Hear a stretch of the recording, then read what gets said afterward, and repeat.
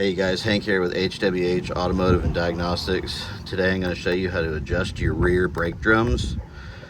You do this typically after you replace rear brake shoes. You do this so that your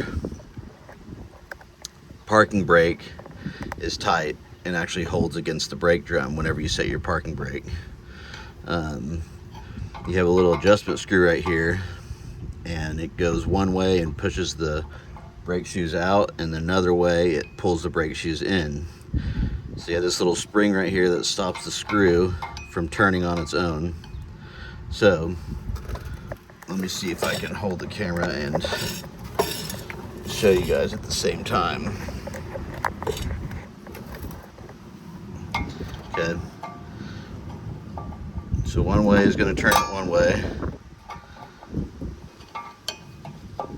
and this way is going to expand it out.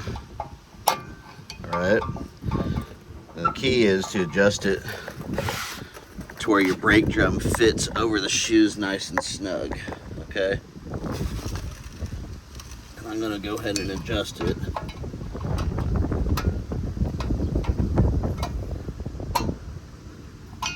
Okay.